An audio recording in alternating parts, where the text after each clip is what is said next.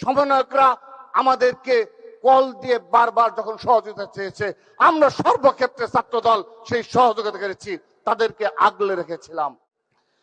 আমরা মনে করছি সেই দিনগুলোর কথা, যখন 1 জুলাই 2024 বৈষম্য বিরোধী ছাত্র আন্দোলনের ব্যানার সংগঠিত হলো, তারপর সেই দিনগুলোর কথা মনে পড়ছে। 7 জুলাই 8 জুলাই বাংলা ব্লকেট করা হলো, শাহবাগ অবরোধ করা হলো।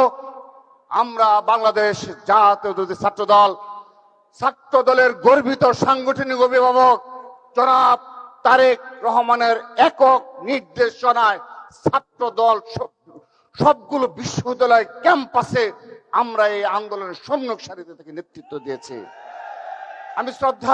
আমি স্মরণ করছি সেই দিনগুলোর কথা। বাংলা ব্লকের শেষ হওয়ার পরে সেই 12 জুলাই, 14 জুলাই, 15 জুলাই যখন অগ্রসর হচ্ছি, সে সময় ছাত্রদল ছাত্রলীগের চোখে চোখ রেখে, ফ্যাসিস্টদের চোখে চোখ রেখে বলেছিল, দেশটি কারো বাপের না। ঢাকা বিশ্ববিদ্যালয়ে আমাদের বোনেরা স্লোগান দিয়েছিল, লাখো শহীদের রক্তে কেনা দেশটি কারো বাপের না। মনে পড়ছে সেই দিনগুলোর কথা।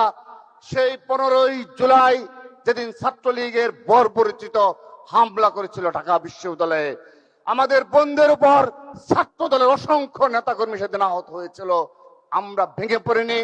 আমাদের কাছে সেই বৈষম্য বিরোধী আন্দোলনের ব্যানারের যারা নেতৃত্ব ছিল, সেই সমন্বয়করা আমাদেরকে কল দিয়ে বারবার যখন সহযোগিতা চেয়েছে, আমরা সর্বক্ষেত্রে ছাত্রদল সেই সহযোগিতা করেছি, তাদেরকে আগলে রেখেছিলাম।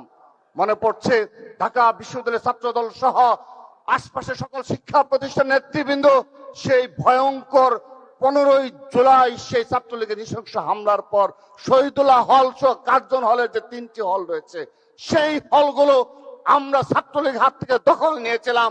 সেখানে রাত 8টা পর্যন্ত মৃত্যুকে উপেক্ষা করে ছাত্রদলের অসংখ্য নেতাকর্মী সেখানে অবস্থান নিয়েছিল। সেই মনে পড়ছে সেই 16 জুলাই যেদিন ছাত্রদল ওপেন, আমাদের মাননীয় অভিভাবক জনাব তারেক রহমানের নির্দেশনায় বলা হয়েছিল, আর 1 সেকেন্ড তোমরা অপেক্ষা করবে না, আগামীকাল আবারও প্রেস ব্রিফিং এর মাধ্যমে তোমাদের অবস্থান স্পষ্ট করো।